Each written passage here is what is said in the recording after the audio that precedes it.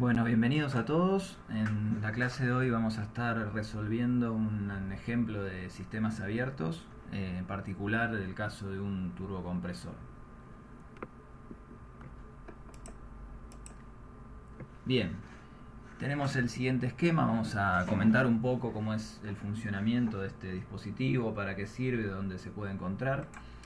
En principio es un dispositivo que se encuentra en los motores, en algunos motores de autos de alta gama, que requieren mayor potencia. Básicamente consta, bueno, de una turbina, de un eje, ¿no?, de un compresor que comparten el eje, es decir, los gases de escape del motor entrarían por el punto 1, ¿no? Esto accionaría el eje de la turbina, el cual, entregando trabajo, el cual este es recibido por el compresor, que se va a encargar de comprimir el aire, ¿no? aire ambiente. Bien, este aire se comprime con la intención de que llegue más aire al pistón, ¿no? Con el objetivo de, bueno, aumentar la cantidad de comburente, es decir, de oxígeno, para que se genere más combustión, para que se queme más combustible y para así tener más potencia, ¿no? Bueno, entonces ingresa aire por el punto 3 y se coloca un intercambiador de calor, el cual su objetivo es refrigerar previo a la entrada del aire al cilindro pistón, porque, digamos, al comprimir, cuando el compresor comprime, aumenta la presión, pero también provoca un aumento de temperatura, ¿no? Entonces lo que se busca con esto es tener un enfriamiento y una disminución de la densidad, con el objetivo de poder alojar más aire dentro del cilindro pistón, para tener más oxígeno y así tener más potencia. Bueno, ese es el principio de funcionamiento. Y aquí, desde el punto 5 al punto 6, lo que se está haciendo es, bueno, es tener un flujo de aire frío, y se va a generar un intercambio de calor interno en el dispositivo. Bien, bueno, ese sería un poco el esquema. Nos pide, bueno, tenemos los datos en el punto 1, en el punto 2, en el 3. En los demás puntos tenemos ciertos valores en los parámetros. Y bueno, el problema nos pide calcular el trabajo en el eje, la potencia, la temperatura 4 a la salida del compresor, el flujo másico del aire de refrigeración, ese sería M.5, y el flujo volumétrico o el caudal volumétrico del aire de refrigeración, lo cual es equivalente a el flujo volumétrico en el punto 5. Bien, vamos a hacer unas consideraciones. Vamos a considerar que estamos en régimen estacionario, es decir, que no hay ningún cambio a lo largo del tiempo. Vamos a tratar a los gases de escape aproximándolo por el aire, por medio de aproximación por gas real. Y vamos a considerar que todos los dispositivos son adiabáticos. Acá les dejé un link de un videito que subí que ilustra un poco lo que yo estuve diciendo en palabras. Lo van a entender mucho mejor viendo ese video, así que si quieren los invito a ponerle pausa. Es muy corto, dura un poco más de 2 minutos y les va a ayudar a entender lo que yo les dije antes. Bien, acá adjunté una tabla con las propiedades del aire. Esta tabla la extraje del libro de Sengel, no recuerdo la página, pero bueno, es una de las tablas que está al final. Y la adjunté porque según el punto vamos a tener un CP distinto. En particular para los gases de escape estamos usando, bueno, ya que tenemos 650 Kelvin, este valor 1,063, y para los otros puntos utilizamos 1,005, que es el calor promedio que nosotros asumimos en las tablas para el aire. Bueno, y ya entrando un poco en la resolución, adjunto de vuelta la tabla que adjunté en el problema de sistemas cerrados, donde, bueno, de vuelta se hace insistencia en leer bien el enunciado, elegir correctamente el sistema. Y en particular ahora estamos en el punto 4, o sea, estamos en un sistema abierto en régimen estacionario.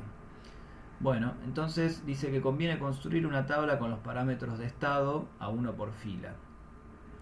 Esto es, una vez que apliquemos los balances tanto de masa como de energía para los distintos dispositivos, suele ser muy útil por una cuestión de prolijidad y orden armar una tabla donde van a figurar el flujo másico, las temperaturas, las presiones, todo con el fin de ir organizando y ver un poco cómo cambian las propiedades entre un dispositivo y otro. Recuerden que en este caso tenemos, vuelvo un poco para atrás, tenemos 7 puntos de estudio, así que a medida que se vayan haciendo los cálculos suele ser muy práctico volcarlo en una tabla.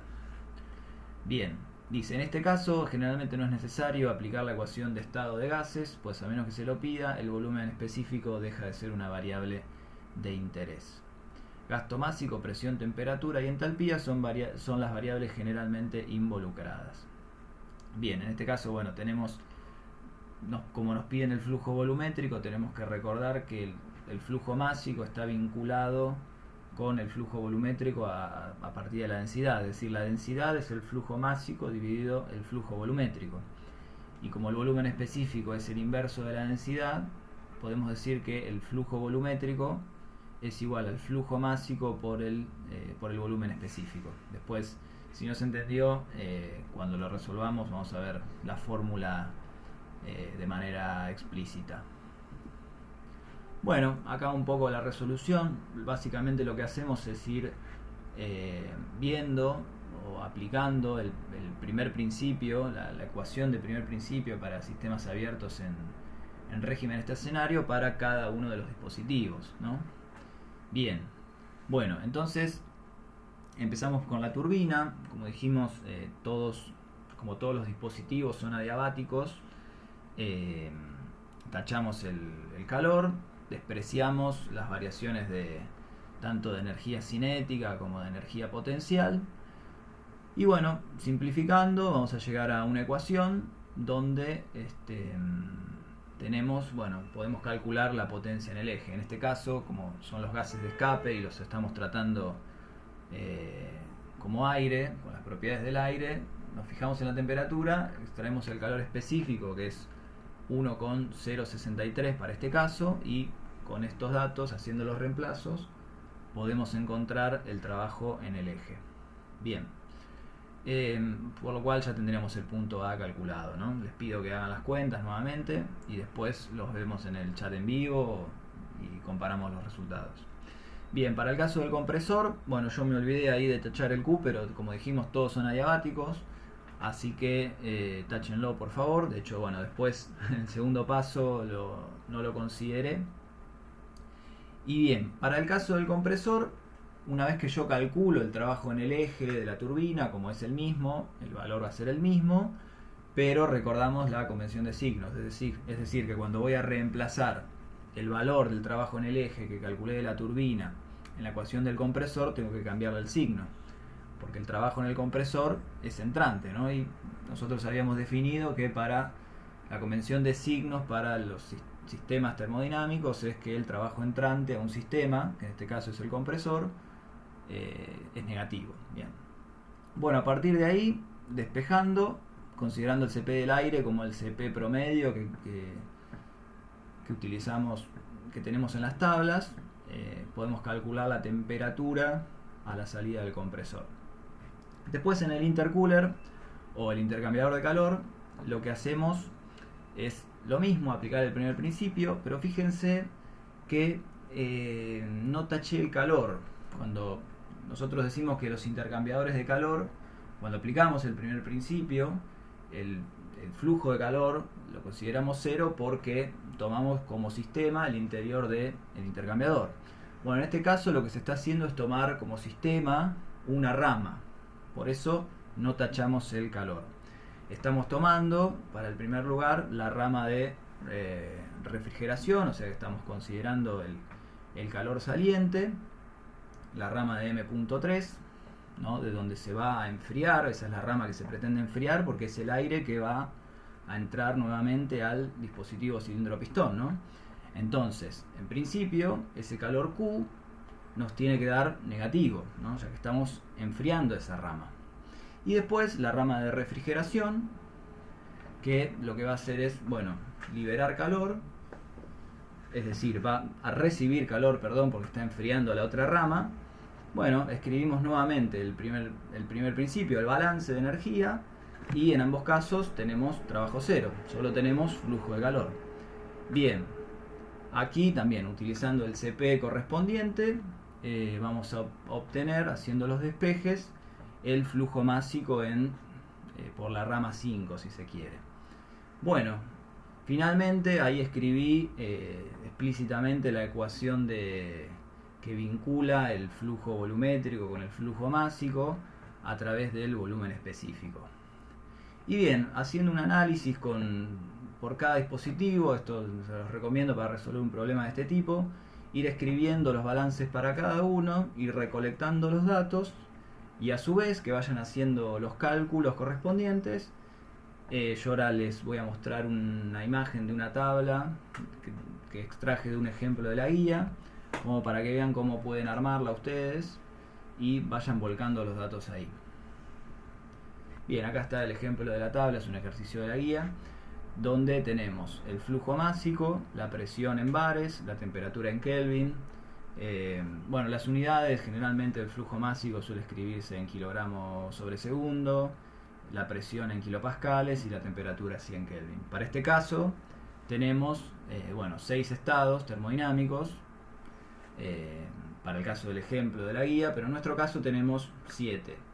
Así que bueno, una gran sugerencia y una buena práctica es ir volcando los datos en esta tabla. Así que bueno, los invito a resolver el problema, aplicar las ecuaciones, reemplazar los datos y luego vamos a comparar qué valores nos dieron y hacer una interpretación. Bueno, espero que se haya entendido, seguramente quedaron muchas cosas por decir, pero bueno, se pueden charlar en la clase. Esto es meramente un ejemplo de todo lo que se vio previamente en la clase práctica, así que bueno, espero que sea por lo menos un puntapié inicial para que puedan resolver este tipo de problemas y familiarizarse con estos dispositivos. Bueno, muchas gracias y nos vemos en el chat.